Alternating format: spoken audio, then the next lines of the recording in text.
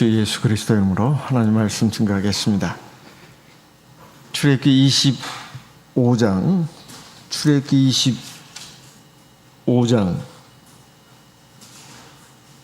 10절부터 봉독하겠습니다. 출애굽기 25장 10절. 그들은 조각목으로 궤를 짓되 장이 2규빗 반, 광이 1규빗 반, 고가 1규빗 반이 되게 하고 너는 정금으로 그것을 싸되 그 안팎을 싸고 윗가로 돌아가며 금태를 두르고 금고리 넷을 부어 만들어 그 네 발에 달되 이 편에 두 고리요 저 편에 두 고리며 13절 조각목으로 채를 만들고 금으로 싸고 그 궤를 궤 양편 고리에 꿰어서 궤를 매게 하며 채를 궤 꼬리에 꿰은 대로 두고 빼어내지 말지며 16절 내가 네게 줄 증거판을 궤 속에 둘지며 정금으로 속죄소를 만들되 장이 2규빗 반, 광이 1규빗 반이 되게 하고 금으로 그룹 둘을 속죄소 두 끝에 쳐서 만들되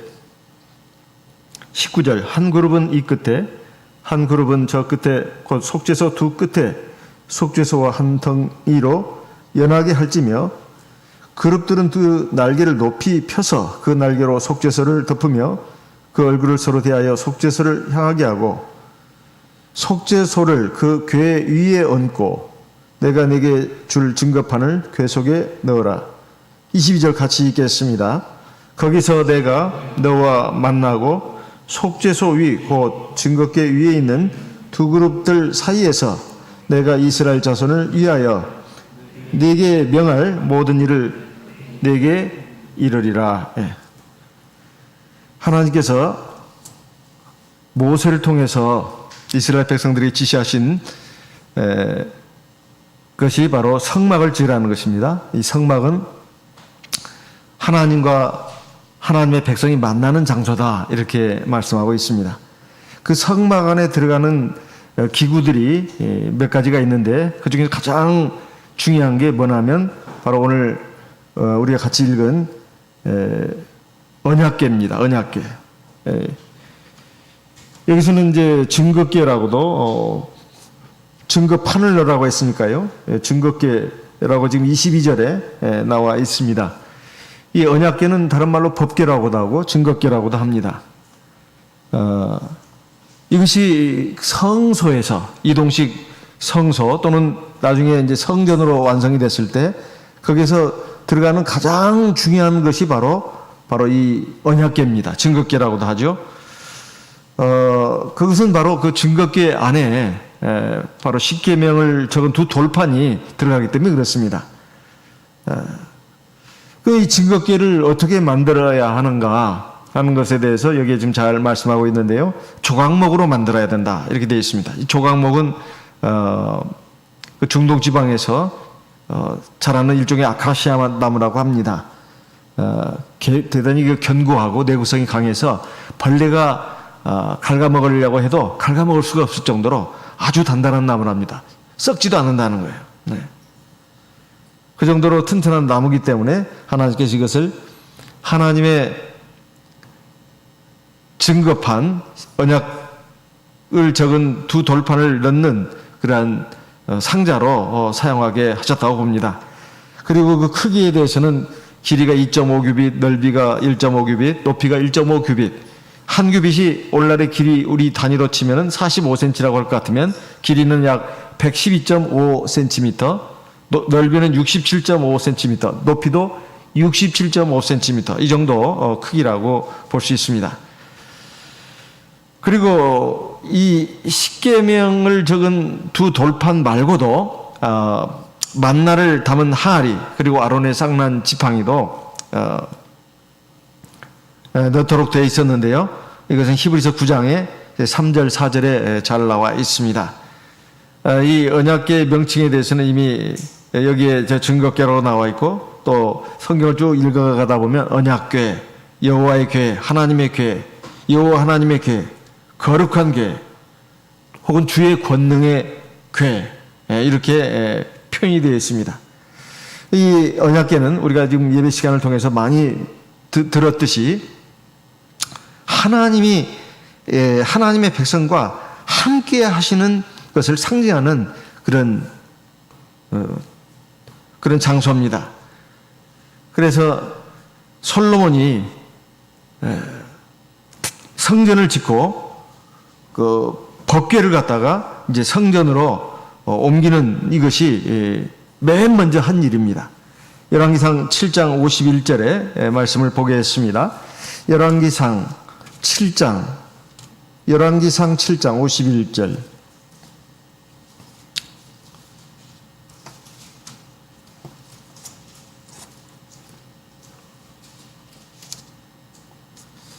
열왕기상 7장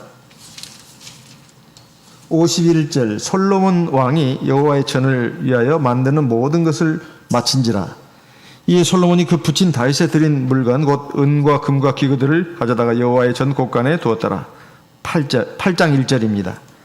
열왕기상 8장 1절. 이에 솔로몬이 여호와의 언약궤를 다윗성 곧 시온에서 메어 올리고자 하여 이스라엘 장로와 모든 지파의 두목 곧 이스라엘 자손의 족장들을 예루살렘 자기에게로 소집하니. 성전을 짓고 나서 맨 먼저 착수한 일이 바로 하나님의 언약궤를 갖다가 성전에 모셔야 된다 하는 것입니다. 왜냐하면 성전에 하나님의 언약궤가 없으면 하나님의 성전이라고 할 수가 없죠. 그만큼 이 하나님의 성전인가 아닌가를 그 판가름하는 가장 중요한 기구가 바로 이 언약궤입니다. 그래서 8장에 가서 6절을 같이 읽어보겠습니다. 열왕기상 8장 6절입니다. 제사장들이 여호와의 언약궤를 그 초소로 메어 드렸으니 곧 내전 지성소 그룹들에 날게 하래라. 내전 지성소, 이 성전 안에 지성소죠. 성막에도 마찬가지입니다. 지성소가 있었습니다. 거기에 이제 그룹들은 이제 천사를 상징하는 그런 것을 이제 그룹이라고 합니다. 그 그룹들의 날개 아래 바로 그 속죄소죠. 그것을 갖다가 그 언약궤 위에다가 올리고 그 속죄소 밑에 바로 이제 언약궤를 놓는 이런 구조로 되어 있습니다.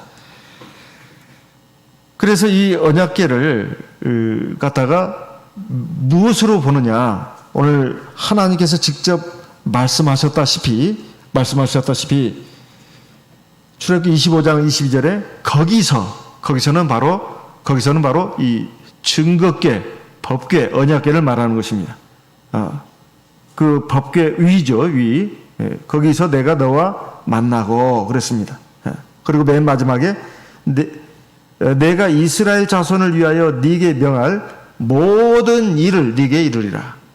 그러니까 하나님의 백성들에게 꼭 필요한 모든 것을 거기서 내가 알려주겠다. 이렇게 말씀하고 있습니다. 이게 얼마나 중요한 것입니까? 그러니까 이 언약궤, 증거궤, 법궤는 바로 하나님이 자기 백성을 만나는 장소고 또 하나님이 자기 백성에게 꼭 해주셔야 할 말씀을 갖다가 해주시는 곳이다 이 말이에요. 그래서 이 언약궤를 갖다가 또 다른 말로 한다면 하나님의 말씀이다. 말씀을 상징하는 것으로도 보기도 합니다. 사실 언약궤 안에는 십계명이 있는데 십계명도 그 율법을 다 포함하는 거 아니겠어요? 그래서 이 십계명을 갖다가 하나님의 말씀을 그냥 상징하는 것이라고 또 이렇게 볼 수 있고, 그렇다면 이 법궤가 바로 하나님의 말씀을 상징하는 것이다 이렇게 볼 수 있다는 것입니다. 왜냐하면 하나님께서 그 법궤 위에서 하나님의 백성들에게 이를 모든 것을 다 말하겠다 이렇게 했으니까요. 그래서 하나님이 함께 하시는 상징물로서의 언약궤, 또 하나님의 말씀을 상징하는 것으로서의 언약궤, 이 두 가지 것을 우리가 생각해야 된다는 것입니다. 그러면 이 언약궤, 증거궤, 법궤, 이것이 당시 이스라엘 백성들에게 어떤 의미가 있었고 오늘날 우리 하나님의 백성들에게, 영적인 이스라엘 백성들에게 어떤 의미가 있는가, 공통적으로 가지는 의미가 무엇인가. 첫 번째, 이것은 바로 하나님께서 함께 하셔가지고 이스라엘 백성들을 인도하시겠다는 것입니다. 인도의 의미가 있습니다.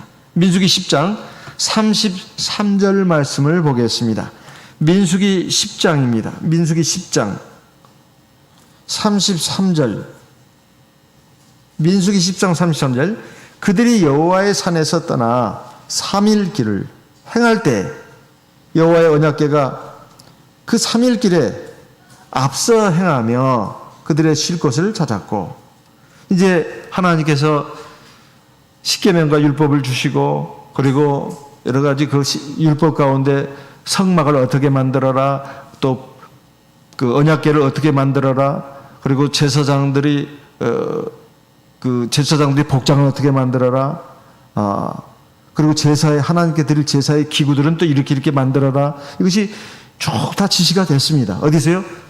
시내산에서. 여기서는 여호와의 산이라고 말하고 있습니다. 그렇게 해서 이제 그걸 마치고 3일 길을 가게 됐는데, 하나님의 언약궤가 바로 이스라엘 백성들을 앞서 행했다, 이렇게 나옵니다. 그래가지고 어떻게 했다고요? 그들의 쉴 곳을 찾았다, 이렇게 되어 있습니다. 35절. 궤가 떠날 때에는 모세가 가로되 여호와여 일어나사 주의 대적들을 흩으시고 주를 미워하는 자로 주의 앞에서 도망하게 하소서 하였고, 이것은 이제 출발할 때를 말하는 것입니다. 하나님의 언약궤가 이스라엘 백성 앞에서 이렇게 이제 있어가지고 앞서가면 이스라엘 백성들이 그 뒤를 따라가는 거죠. 그때 모세가 하나님께 드린 기도가 이것입니다. 하나님, 일어나셔가지고 주의 대적들을 다 흩으시고 주를 미워하는 자로 다 주 앞에서 도망하게 하소서. 이것은 이제 하나님이 함께 하시는 이스라엘 백성들, 그 이스라엘 백성들의 그 대적은 바로 하나님의 대적입니다. 그러니까 앞날에 어떤 어려운 문제가 있을 때 하나님 이거 다 하나님이 다 물리쳐 주십시오. 거기는 원수 마귀도 들어있죠. 마귀가 하나님의 백성들을 압제하고 공격하고 이런단 말이에요. 여러 가지 세상의 환란으로, 어려움으로, 또는 죄악의 유혹으로 말이에요. 세상 풍조로. 이런 것들을 하나님이 다 물리쳐 주십시오. 이렇게 지금 구하는 장면이에요. 이것은 바로 언약궤가 어떤 의미를 가지는가, 그런 뜻입니다. 두 번째, 이제 언약궤가 멈출 때입니다. 36절. 이것은 바로 이스라엘 백성들이 이제 쉴 때다, 이 말이에요. 36절. 궤가 쉴 때에는 가로되 여호와여 이스라엘 천만에게로 돌아오소서. 하나님, 지금 이스라엘 백성들 여기서 쉬고 있습니다. 평안을 주시고 안식을 주십시오. 그리고 기쁨과 즐거움을 주십시오. 이런 말입니다. 그러니까 이 하나님의 언약궤가 하나님의 백성들에게 있어서는 그들의 걸어가는 삶의 길을 인도하는 아주 중요한 핵심적인 그런 도구였다, 이런 말씀입니다. 그래서 광야길에 이스라엘 백성들이 행진을 할 때 그 걸어가는 그 길을 알 수가 없었어요. 낮에도 어디로 가야 할지를 몰라요. 왜냐하면 다 똑같아요. 광야길은, 거칠고 메마른 광야길은 그 길이 없습니다. 밤에는 더더욱도 길이 없죠. 길이 모르죠. 그래서 낮이나 밤에나 어디로 가야 할지를 모른단 말이에요. 그게 광야길이었습니다. 우리 인생 일도 마찬가지입니다. 인생을 살다 보면 삶의 여러 가지 그 사소한 문제들은 크게 문제가 되지 않습니다. 그런데 참 중요한 문제들을 선택할 때 참 마음에 고민이 됩니다. 이 길로 가야 되나, 저 길로 가야 되나, 또 이걸 선택해야 되나, 저걸 선택해야 되나. 선택의 문제가 한두 가지가 아니에요. 그랬을 때 하나님께서 인도해 주셔야 합니다. 그게 뭐나? 바로 언약궤다, 이 말이에요. 그 언약궤는 바로 하나님의 말씀입니다. 그래서 이스라엘 백성들이 이제 가나안 땅에 도착해가지고 맨 먼저 맞닥뜨린 것이 바로 요단강 아니었습니까? 그 요단강을 어떻게 건널 것인가? 참 너무나 막막했어요. 건너긴 건너야 되는데, 그때 하나님께서 하신 말씀 우리 잘 알고 있습니다. 여호수아 3장 3절 4절 말씀 읽어보겠습니다. 여호수아 3장 3절 4절. 백성에게 명하여 가로되 너희는 레위 사람 제사장들이 너희 하나님 여호와의 언약궤 매는 것을 보거든 너희 곳을 떠나 그 뒤를 좇으라. 4절. 그러나 너희와 그 사이 상거가 이제 2000규빗쯤 되게 하고 약 900m입니다. 그것에 가까이 하지는 말라. 그리하면 너희 행할 길을 알리니 너희가 이전에 이 길을 지나보지 못하였습니다. 지금 처음 가는 길이다 이 말이에요. 그래서 어떻게 가야 되는지 너희들이 참 방법을 찾을 수도 없고 알 수도 없다. 그런데 하나님의 언약궤를 맨 것을 제사장 뒤를 따라가라. 그 언약궤를 따라가라는 뜻입니다. 그러면 너희의 걸어갈 길을 안다는 거예요. 우리 인생은 10대든 20대든 40대든 50대든 70대든 80대든 다 처음 가는 길입니다. 네. 처음 가는 길이에요. 그러니까 70대가 20대, 30대한테 조언을 해줄 수는 있습니다. 내가 20대, 30대, 40대, 50대 살아보니까 이렇더라. 근데 그것도 상당히 지혜로운 조언이 많은데 사람은 하나님이 또 아니기 때문에 하나님처럼 완벽하지가 않습니다. 때로는 잘못된 조언을 줄 수가 있어요. 그래도 내가 잘못됐다는 것을 뒤늦게 깨닫고 후손들에게, 자녀들에게 올바른 길을 제시해 줄 수는 있습니다. 그런데 정작 자기 자신은 또 처음 가는 길이에요. 70대든 80대든 90대든 지금 처음으로 70대가 된 거예요. 네. 그러니까 이게 죽을 때까지입니다. 사람은 죽을 때까지, 저 하나님 나라에 갈 때까지 다 지금 처음 가는 길을 가는 거예요. 누구든지. 그리고 나중에 죽는 순간 그것도 처음 맞이하는 거예요. 육체의 죽음도. 그렇잖아요? 한번 죽어본 사람이 없거든요. 다 처음 죽는 겁니다. 태어난 것도 처음 태어난 것이지만은 죽는 것도 처음 죽는 거예요. 네. 늙고 병드는 것도. 그래서 다 불안합니다. 자기의 삶에 대해서 늘 근심이 있고 걱정이 있고 불안함이 있어요. 이게 인간의 원초적인 불안이라고 합니다. 왜? 처음 가는 길이니까. 어떻게 해야 되느냐? 바로 하나님의 언약궤, 하나님의 말씀이 바로 내 등불이다 이 말이에요. 내 나침반이다 이 말이에요. 내 지도책이다 이 말이에요. 그걸 따라가야 된다는 것입니다. 그러면 실패가 없어요. 그 말입니다. 그래서 우리가 어떤 길을 가야 되는지 모르는데 하나님이 우리를 인도하시는데 어떻게 인도하느냐? 성령으로 인도하신다. 맞는 말입니다. 근데 성령이 보이냐 이 말이에요. 하나님의 성령이. 그래서 우리가 기도하지 않습니까? 그럼 성령이 이제 우리 마음에 어떤 울림을 주죠. 근데 그게 하나님의 말씀인지 뜻인지 어떻게 알겠어요? 그래서 언약궤를 주신 것입니다. 언약궤. 이건 하나님의 말씀입니다. 십계명을 비롯한 모든 율법, 모든 하나님의 말씀. 그걸 요약하면 십계명이에요. 이것을 앞세우고 가면 실패가 없다는 거예요. 실패가 없다. 인생을 살아본 분들 이제 하나님 앞에 돌아와서 믿음 생활 제대로 하고 이제 깨어서 가만히 하나님 말씀 들어보면 또 지난 날을 쭉 돌아보면서 하나님 말씀과 대조를 한번 해보면 내가 이래서 지난 날 내가 실패했구나. 내가 잘못했구나. 그걸 알아요. 근데 그때는 하나님 말씀이 귀에 잘 안 들어왔습니다. 자기 지혜, 자기 총명, 자기 능력, 자기 젊음, 자기가 가진 현실적인 것들, 이것이 힘이 돼가지고 하나님의 말씀은 자꾸 고리타분한 얘기로만 들린다 이 말이에요. 고리타분한 얘기, 고지식한 얘기로만 들려요. 그때는 잘 그걸 따르려고 하지 않습니다. 근데 이제 지나놓고 보니까 내가 왜 그렇게 아픔을 겪었고 고통을 겪었고 내 인생에 그 시련이 있었고 실패가 있었는가, 그 많은 걱정과 근심과 불안이 있었는가, 낭패함이 있었는가, 그 눈물과 한숨이 있었는가. 가만히 보면은 하나님 말씀 안 따라가서 그랬습니다. 하나님 말씀 안 따라가고 자기 생각, 자기 지혜, 세상 사람들이 하는 그 물결 따라서 그냥 같이 가다 보니 그렇게 된 거예요. 그래서 이제 많은 것을 겪고 나서 내가 이제부터라도 하나님의 언약궤 말씀을 따라가야 되겠다 하면 이거 성공한 겁니다. 성공한 거예요. 꼭 십자가에 달려가지고 마지막에 회개한 그 강도만이 아니라 사실 우리가 더 그러면 복 있는 사람이에요. 왜냐하면 하나님 앞에서 열매를 거둘 수 있는 기회가 주어진 것이니까요.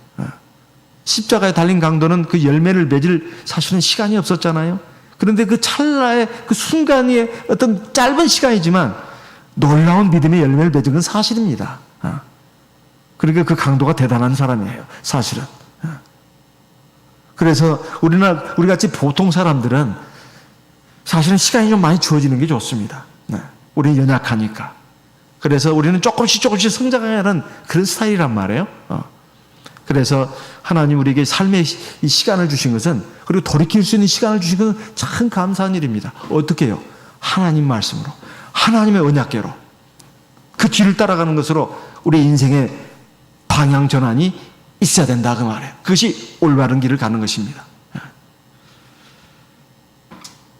그래서 우리가 평안한 길을 갈 때도 하나님이 우리를 인도해 주시고, 우리가 사망의 골짜기를 갈 때, 위험한 그 순간을 지나갈 때도 하나님이 우리를 인도해 주신다 이 말이에요. 어떻게 해요?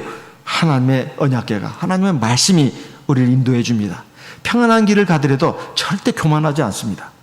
겸손하게 하나님께 영광을 돌리고 감사를 드리고, 또 다른 사람들에게도 절대 교만하지 않고, 하나님이 나에게 왜 이렇게 평안을 주시고 나에게 많은 걸 주셨는가? 사람들 사랑하라고 주신 것이다. 그래서 하나님께도 영광 돌리고 많은 사람들에게도 덕을 끼친다 그 말이에요. 그리고 어렵고 힘든 순간, 사망의 음침한 골짜기 갈 때도 하나님의 언약궤가 나를 인도해 주십니다. 그래서 모든 위험으로부터 나를 지켜주시고, 그 위험 가운데서 내가 더욱더 하나님을 의지하고 하나님 말씀에 순종해야 된다는 것을 배우게 됩니다. 실력이 업그레이드 되는 거죠. 얼마나 감사한 일입니까?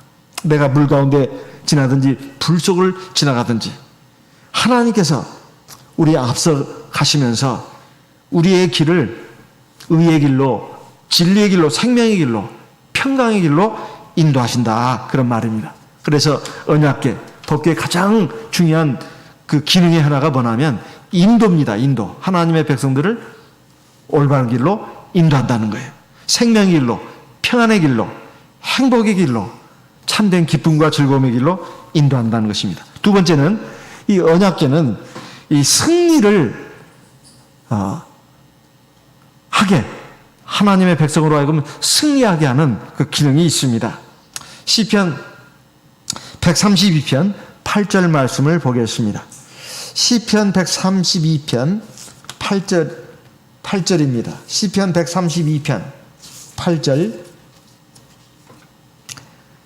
여호와여 일어나사 주의 권능의 궤와 함께 평안한 곳으로 들어가소서. 평안한 곳으로 들어가소서. 여기 권능의 궤, 주의 권능의 궤라고 되어 있습니다. 평안한 곳으로 들어가소서. 12절. 네 자손이 내 언약과 저희에게 교훈하는 내 증거를 지킬진대 저희 후손도 영원히 내 위에 앉으리라 하셨도다. 이것은 왕과 같은 그런 위치에 올리게 해준다는 것입니다. 이스라엘 백성들이 블레셋과 전쟁을 해가지고 대패하지 않았습니까? 그때 이스라엘 장로들이 모여가지고 우리가 어째서 이렇게 패했는가 그 원인을 분석했습니다.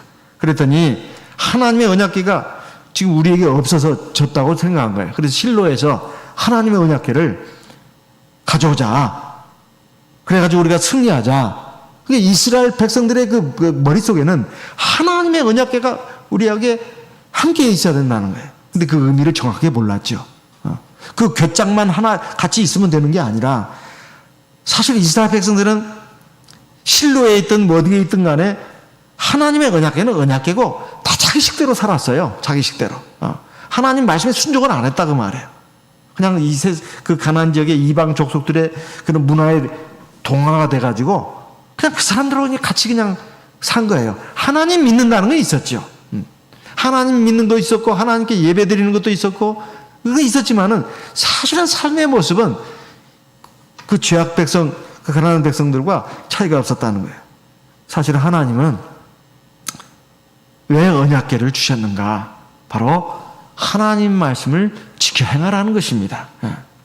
하나님의 말씀을 없이 하나님의 함께 하심이 없습니다. 하나님 말씀에 따르지 않으면 승리가 없어요. 여호수아 3장 7절 이하에 보게 되면 이제 언약궤를 벤 하나님의 언약궤를 벤 제사장들이 앞장서서 가라 하나님 지시를 했습니다. 그리고 요단강물에 발을 내딛어라. 하나님 지시하신 거예요. 이스라엘 백성들 앞에서. 그러니까 요단강물이 끊어지지 않았어요. 여호수아 3장 6절 8절 14절에 보면 하나님의 언약궤가 여호와의 언약궤가 앞서 가고 이 말이 계속 반복돼 나옵니다. 우리가 인생의 길을 걸어가는데 앞에 여러 가지 그 어려운 일들, 장애물들이 없을 수가 없습니다. 이건 하나님의 섭리예요. 하나님의 백성들에게 다 그렇게 예정을 하신 것입니다. 그러면 그것이 이스라엘 백성들을 하고 탄식하게 하고 절망하게 하고 슬퍼하고 괴로워하고 힘들어하게 해서 주신 것이 아니라 하나님의 언약궤를 앞장세우고 그 뒤를 따라가라. 그래서 이 강물이 끊어지고 장애물이 없어지고 그걸 너희들이 체험해서 진짜 천하에 하나님만이 참신이고 이 우주 만물 이 모든 것이 다 하나님이 만드셨구나. 그리고 인생의 생사화복이 하나님의 손 안에 있구나. 이것을 적어도 하나님의 백성들만큼은 삶의 체험을 통해서 알라는 것입니다. 그래야 하나님을 더 경외하고 사랑하고 의지하고 하나님 말씀 따라서 살지 않겠습니까? 이게 하나님의 지혜입니다. 그리고 여호수아 6장 4절에 이하에 보게 되면 우리가 잘 아는 늘 많이 들었던 이제 첫 번째 만난 그것이 장벽이 또 뭐냐면은 여리고성 아니었습니까? 매일 한 바퀴씩 하나님의 언약궤를 맨 제사장들이 성 주위를 돌도록 했잖아요. 7째 날은 7번 돌도록 했습니다. 여기서도 역시 마찬가지로 하나님의 언약궤가 나옵니다. 그리고 이제 그 여리고성을 무너뜨리고 그 안에 있는 여리고 족속들을 갖다가 무찌르는 것이, 그래서 대승을 거둔 것이 이스라엘 백성들이 무슨 전쟁 무기가 뛰어나서 또 나팔 소리가 커가지고 그렇게 된 것이 아니라 바로 하나님의 언약궤가 앞서서 이렇게 매일매일 성을 한 바퀴 돌고 이스라엘 백성들이 엄히 명한 것은 한 사람도 소리를 내지 마라. 그랬습니다. 그리고 언약궤를 맨 제사장이 계속 성주를 돌게 했어요. 이스라엘 백성들이 다 거기 순종했습니다. 그래가지고 그런 엄청난 승리 역사가 일어나지 않았습니까? 우리가 사는 이 세상에서도 영적인 전쟁이 쉴 새 없이 옵니다. 이 문제가 좀 해결될 것 같았는데 보면은 또 저 문제가 또 일어나가지고 근심 걱정거리가 생기고 그러지 않습니까? 거기서 우리가 승리하려면 다른 방법이 있는 게 아니라 아이고 앞으로 어떻게 될 것인가 늘 불안하고 걱정이 되고, 사실 세상 사람들이 그렇게 하는 건 당연합니다. 우리 하나님의 백성들도 뭘 해놓고서도 이게 잘 될 것인가 못 될 것인가, 그리고 내 앞날에 어떤 어려운 일이 있을 것인가, 이것은 절대로 두려워할 일이 아닙니다. 사실 하나님이 늘 하나님이 말씀으로 선지자를 통해서도 말씀하시고 여러 번 말씀하셨다시피 내 현재의 삶에 대해서 앞날의 삶에 대해서 우리가 불안해하고 걱정할 것은 사실은 아무것도 없고 하나님이 나와 함께 하느냐 하지 않느냐. 그럼 왜 하나님이 함께 하고 안 하고 그러느냐. 바로 내가 하나님의 언약궤를 따라가느냐, 하나님의 말씀을 내가 유심히 듣고 읽고 마음에 새겨가지고 그 말씀을 따라가는가. 그래서 내가 마음에 거리낌이 없으면 걱정할 것이 없습니다. 설령 내 앞에 상황이 내 기대와 다르게 펼쳐집니다. 불안해할 이유가 없어요. 하나님께 기도하고 혹시 하나님 내가 하나님 말씀 혹시 어기고 있는 건 없습니까? 내가 내 고집 피우면서 하나님 말씀은 항상 귓등으로 문드고 하는 것이 없습니까? 그걸 물어야 합니다. 근데 아무리 봐도 없어요. 그럼 걱정 안 해도 됩니다. 하나님이 나를 바른 길로 인도하셔요. 요한일서 3장 22절 말씀을 보겠습니다. 요한일서 3장 22절입니다. 요한일서 3장 22절 같이 읽어보겠습니다. 요한일서 3장 22절입니다. 같이 읽겠습니다. 무엇이든지 구하는 바를 그에게 받나니 이는 우리가 그의 계명들을 지키고 그 앞에서 기뻐하시는 것을 행합니다. 이게 굉장히 중요한 말씀이에요. 우리가 어떤 어려운 일이 있을 때마다 기도해야 된다, 기도해야 된다, 열심히 기도해야 된다. 우리가 잘 알고 있습니다. 또 기도도 해요. 거기에 플러스 알파가 있습니다. 그게 뭐냐 하면 바로 이것입니다. 무엇이든지 구하는 바를, 기도에서 구하는 바를 그에게 받나니, 하나님께 받는다는 거죠. 이는 우리가 그의 계명들을 지키고 언약궤를 따라갔다 그 말이에요. 하나님의 말씀, 하나님의 계명들을 지켰고 그것이 하나님의 기뻐하시는 것을 행한 것입니다. 하나님 기뻐하시는 선을 행한 거예요. 그러면 두려워할 것이 없어요. 내가 열심히 노력도 하고 뭔가를 위해서 참 진심과 성심을 다했습니다. 근데 이게 잘 될지 못 될지 걱정할 필요가 없어요. 하나님께 딱 맡기면 됩니다. 내가 늘 기도합니다. 그리고 기도만 하는 게 아니라 내가 하나님 앞에서 내가 양심껏 진실하게 의롭게 착하게 하나님 말씀에 유의하면서 이렇게 간다 이 말이에요. 걱정할 일이 없어요. 그래 했더니 안 됐어요. 걱정 안 해도 됩니다. 하나님이 아직 시간이 안 맞은 거예요. 정확한 시간이 있어요. 내가 생각했던 것보다도 훨씬 완벽하게 더 크게 하나님 주십니다. 근데 이 세상 사람들은 반대예요. 이게 될지 안 될지 불안해한단 말이에요. 그리고 막 여행수를 부리려고 합니다. 그래서는 안 됩니다. 하나님 백성들은 적어도 하나님 살아계신 거 알고 믿고 성령으로 함께 하시지 않습니까? 그리고 하나님이 분명히 말씀하셨어요. 그렇다면 걱정할 일이 없어요. 설령 내가 기대했던 대로 안 됩니다. 괜찮습니다. 기대대로 되는 것이 문제예요. 오히려 하나님 보실 때는 오히려 하나님 다른 길을 열어주십니다. 그게 나한테 좋은 거예요. 진짜 우리 자녀에게도 좋은 것입니다. 항상 그런 믿음의 마인드를 가져야 합니다. 이게 바른 거예요, 사실은. 그리고 지나놓고 보면, 먼 훗날에 가서 보면 그게 맞습니다. 지금 이 시간에 하나님 말씀으로 지금 저와 우리 모든 성도님들이 지금 깨우침을 받고 있습니다. 이게 맞다 그 말이에요. 이게 하나님 살아계신 거 믿고 하나님은 나를 가장 완전한 길로 가장 좋은 것으로 주신다. 중요한 것은 내가 하나님을 경외하고 하나님 의지하는가. 첫 번째입니다. 두 번째, 하나님의 말씀을 따라가느냐 이 말이에요. 이것은 지켜 행하는 걸 말하는 것입니다. 그러면 걱정할 일이 없다 그 말이에요. 근데 막 그거 가지고도 막 걱정하고 불안해요. 두 가지 이유예요. 첫째, 하나님을 경외하고 의지하지 않는 거예요. 두 번째, 하나님 말씀은 온전히 따라 행하지 않고 자기 생각대로만 하는 거예요. 그래서 일이 잘 되기만을 바랍니다. 그러니까 늘 불안하죠. 그리고 안 되면 막 화딱지가 나고 막 울음이 터지고 막 난리가 나죠. 이것은 세상 사람들이 하는 것입니다. 타이틀은 하나님의 백성인데 그 내면에 들어가서 보면 사실은 하나님의 백성이라고 하기에는 너무나 모자란 거예요. 우리가 이것을 채워서 완전에 이르도록 가는 것이 우리가 성숙해 가는 과정입니다. 우리는 다 부족하고 연약하고 어리석습니다. 그래서 하나님은 우리의 이 약함을 아시기 때문에 우리를 자라가게 하시는 거예요. 자란다는 것이 그것입니다. 성숙, 완전을 향해서 나아가는 것입니다.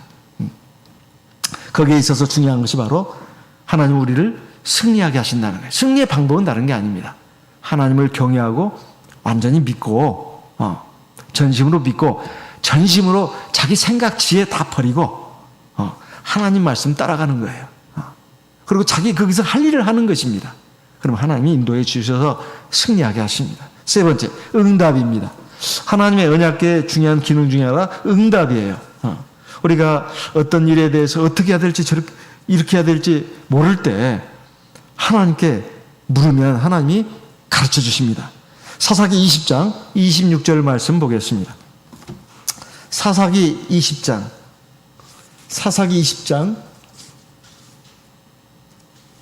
26절.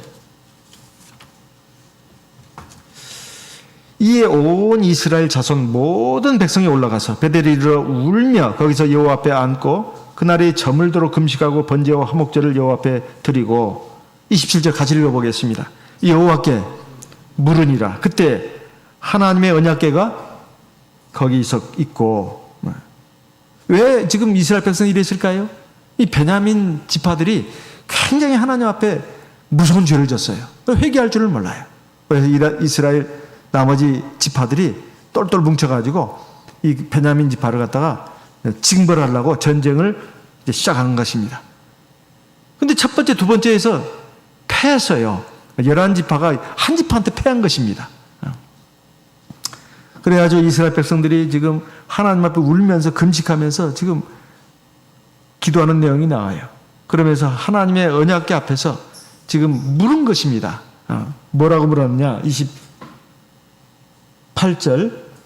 지금 이 베냐민 지파하고 이렇게 싸워야 됩니까? 왜냐하면 너무 희생이 큰 거예요. 너무나 많은 하나님의 백성들이 죽었습니다. 그래서 하나님께 물은 거예요. 하나님 어떻게 해야 되겠습니까? 지금 분명히 베냐민 지파가 잘못했는데 싸워야 되는데 우리가 지금 2번이나 쳤습니다. 그것도 엄청나게. 하나님 어떻게 해야 됩니까? 하나님이 이제 말씀하셨어요. 내가 이번에는 반드시 그들을 너희들 손에 붙일 것이다. 응답을 주셨어요. 올라가라. 베냐민 지파 싸워라. 그래가지고 베냐민 지파가 거의 멸절될 정도까지 아주 그냥 참패를 했습니다.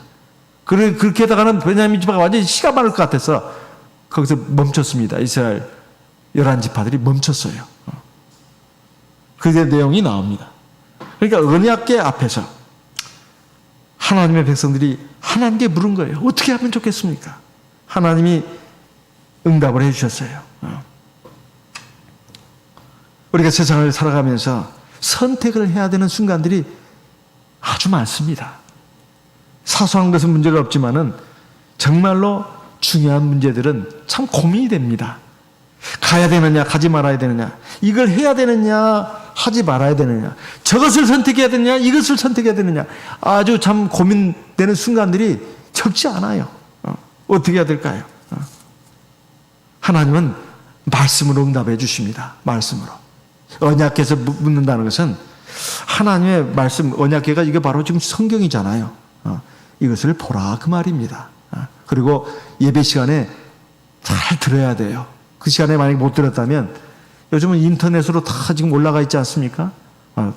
접속해가지고 들어야 된다 이 말이에요. 들으면은 답을 얻는 경우가 굉장히 많아요. 제가 그런 간증들을 여러 번 들었습니다. 궁금해하고 고민됐던 문제들을 예배 시간에 너무 응답을 많이 받았다는 거예요. 이것은 하나님의 말씀으로 우리에게 응답을 주시는 겁니다. 어떻게 해라, 이것을 해라, 저것을 해라 가르쳐 주시는 거예요. 사무엘상 28장 6절에 보면 사울이 하나님께 묻자오되 하나님께서 꿈으로도 우림으로도 선자로도 그에게 대답지 아니하시므로, 여기 꿈으로도 우림으로도 선자로도 그에게 대답지 않았다 이렇게 되옵니다. 하나님이 알려주시는 것은 꿈, 우림뿐만 아니라 선자를 통해서도 알려주신다. 오늘날로 말하면 교회에서 하나님께 예배드리면서 말씀을 듣지 않습니까? 그리고 또 성경을 통해서, 그리고 우리가 기도하면서 사실은 하나님이 내 마음에 울림을 주시는데 상반 다른 말씀을 주시는 게 아닙니다. 기록된 하나님의 말씀이 떠오르게 하는 거예요. 그리고 예배 시간에 들었던 하나님의 말씀이 떠오르게 하는 것입니다.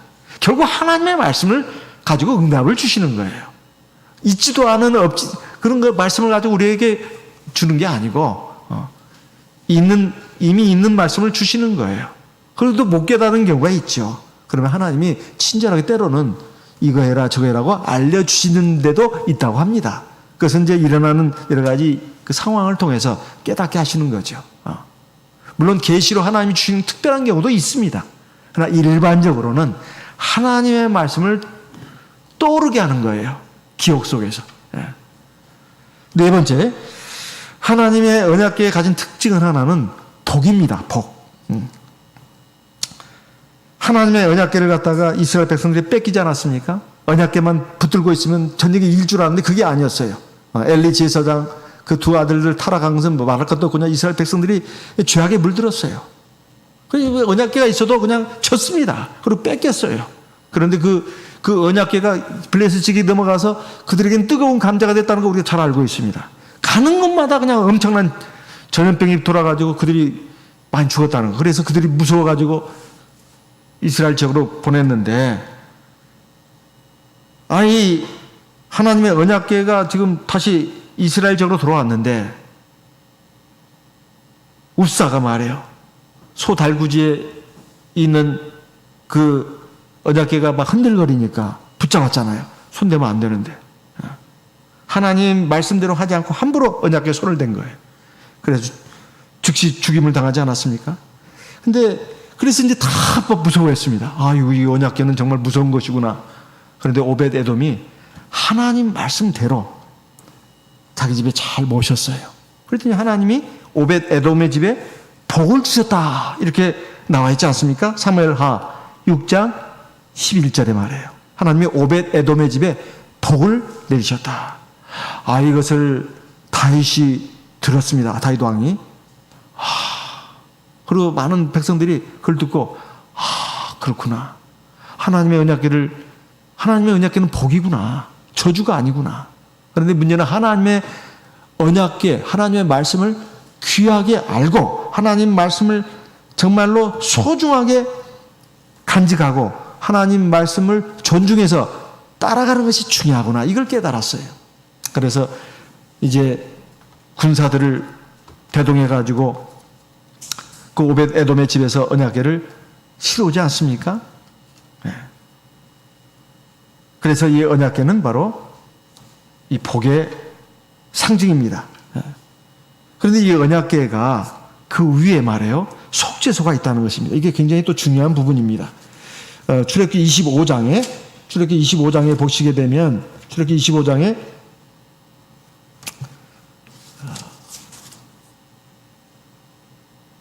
17절부터 보게 되면 속죄소를 만들어서 그 위에 둔다고 했어요. 그건 천사의 모양을 한 그 두 그룹을 날개를 펴가지고 서로 맞대게 하고 그 언약궤를 내려다보게 했습니다.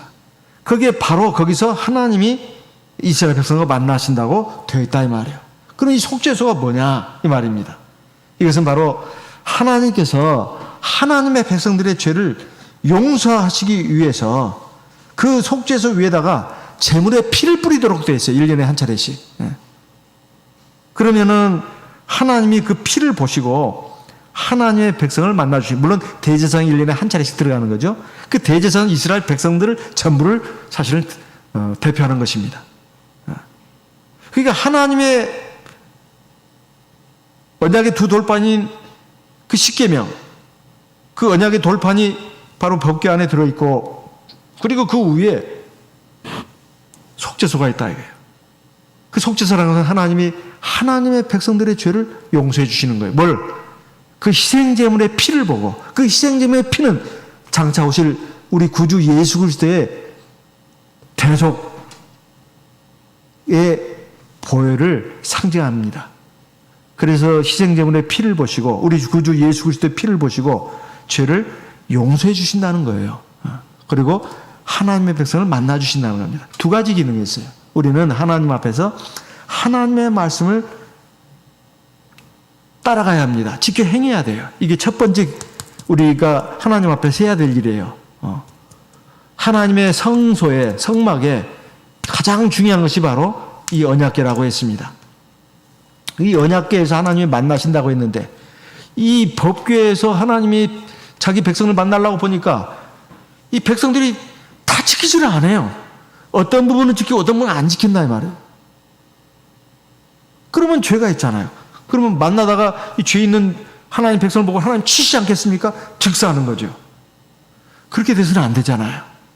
그래서 하나님이 속죄소, 그러니까 하나님의 이 명하신 그 제물, 그 희생 제물의 피를 보시고 이스라엘 백성들의 죄를 사하시는 거예요. 이것은 바로 하나님 앞에서 하나님의 백성들이 회개 기도를 해야 된다 그 말입니다. 내가 하나님 말씀을 지키고 행하고 했습니다만, 하나님 내가 지키지 못한 부분들이 적지 않습니다. 하나님 내 죄를 용서해 주십시오. 이 속죄 제물의 피를 보시고 나를 용서해 주십시오. 그래서 그 속죄소를 갖다가 다른 말로 시은 자라고 합니다. 시은은 베풀십니다. 은혜를 베푸는 자리라는 뜻이죠. 시은좌, 은혜를 베푸는 자리예요. 이것은 하나님이 이스라엘 백성들의 그 회개를 보시고 그 속죄 제물의 피로 말미암아서 그 죄를 사하시는 것입니다. 그 속죄 제물의 피는 바로 예수의 피를 상징하는 것입니다. 요한일서 2장 1절 2절 말씀 보겠습니다. 요한일서 2장 1절 2절. 요한일서 2장입니다. 2장 1절. 나의 자녀들아, 내가 이것을 너희에게 쓰면 너희로 죄를 범치 않게 하려 함이라. 만일 누가 죄를 범하면 아버지 앞에서 우리에게 대언자가 있으니 곧 의로우신 예수 그리스도시라. 2절. 저는 우리 죄를 위한 화목 제물이니 우리만 위할 뿐 아니요 온 세상의 죄를 위하심이라. 그래서 이 언약궤 위에 바로 속죄소를 둔 것은 우리가 하나님의 말씀을 믿음으로 온전히 순종해 가는 것이 있어야 되지만, 또한 하나님 앞에서 우리가 하나님 앞에 믿음으로 순종하려고 했지만 부족한 부분들이 있습니다. 잘못한 부분이 있습니다. 불순종한 부분이 있습니다. 하나님 이 죄를 용서해 주십시오. 이 회개하는 마음으로 하나님 앞에 회개의 간구를 드리면 하나님께서 용서하시고 우리를 만나 주신다 이 말이에요. 근데 맨날 회개만 하고 순종은 안 하고 그것도 안 됩니다. 순종을 하면서 하나님 앞에 회개를 해야 하나님 우리를 만나 주신다 이런 말이에요. 이 언약궤는 구약 시대만 있는 게 아닙니다. 신약 시대는 이제 우리 교회가 바로 하나님의 성전 아닙니까? 그리고 우리 성령을 받은, 예수를 믿고 세례를 받고 성령을 받은 하나님의 성도들의 그 몸이 바로 성전이에요. 고린도전서 3장, 고린도전서 6장에 보면 너희는 하나님의 성령이 거하시는 하나님의 전주를 너희가 알지 못하느냐 이렇게 돼 있잖아요. 그리고 이것이 이 세상이 존속하는 동안만 있는 게 아닙니다. 이제 우리가 하나님 나라에 가면은 역시 하나님의 언약궤가 거기에 있다는 것을 보게 됩니다. 사실은 지금 하나님의 언약궤가 지금 하늘에 신령한 성전에 들어 있습니다. 계시록 11장 19절 말씀 같이 읽겠습니다. 계시록 11장 19절입니다. 계시록 11장 19절 같이 읽어보겠습니다. 계시록 11장 19절입니다. 같이 읽겠습니다. 이에 하늘에 있는 하나님의 성전이 열리니 성전 안에 하나님의 언약궤가 보이며 또 번개와 음성들과 뇌성과 지진과 큰 우박이 있더라. 우리가 하나님 나라에 들어가는 것은 믿음으로 가는 나라입니다. 믿음으로 가는 나라예요. 또 거듭나야 가는 나라예요. 물과 성령으로 거듭나야? 그러면 끝? 아닙니다. 예수를 구주로 믿고 물과 성령으로 거듭나면 하나님의 자녀가 되는 거예요. 백성이 되는 거예요. 이제 출발입니다. 그 다음부터 하나님의 언약궤를 따라가야 되는 거예요. 그래서 하나님의 말씀을 지켜 행하는 걸 말합니다. 그렇지만 하나님의 긍휼이 있어요. 우리가 죽는 날까지 하나님의 말씀을 따라간다 하더라도 부족한 부분이 있게 마련입니다. 그런 부분은 예수의 십자가의 보혈의 공로를 의지해서 회개 기도하면 하나님이 긍휼과 자비로 용서하십니다. 이렇게 해서 점점 우리는 하나님의 거룩한 성전으로 완성되어 나가는 거예요. 그래서 하나님 나라 가서 보니까 그게 딱 있네요. 지금도 있습니다. 영적인 하늘나라 성전 안에. 그래서 하나님의 말씀은 변함이 없습니다. 그래서 우리가 이 법궤와 속죄소는 사실상 예수님께서 사신 이 참교회를 상징합니다. 정말로 참으로 진리의 말씀, 생명의 말씀이 있는 곳, 우리 참교회입니다. 그리고 진정한 속죄의 은혜가 이루어지는 곳, 이 참교회입니다. 그리고 하나님이 성령으로 계시는 곳, 우리 참교회예요. 그래서 이 법궤와 속죄소는 또한 하나님이 자기 피로 사신 이 참교회를 상징하기도 합니다. 얼마나 감사합니까? 우리가 이 하나님께서 우리에게 베푸신 이 놀라운 은혜를 절대로 소홀히 하지 말고 귀하게 간직하고 이 하나님의 언약궤를 따라가는 저와 여러분 되시기를 바랍니다. 하나님이 인도하시고 하나님이 승리하게 하시고 하나님이 우리에게 응답을 주시고 하나님에게 복을 주시는 그러한 것이 바로 이 언약궤입니다. 또 그러는 가운데 하나님의 긍휼과 자비가 있다 이 말이에요. 이 얼마나 감사한 일입니까? 우리 하나님의 그 사랑, 하나님의 은혜와 진리를 굳게 믿고 끝까지 잘 따라가는 저 우리 모든 성도님 되시기를 바랍니다. 다 같이 기도하겠습니다. 성령으로 기도하겠습니다.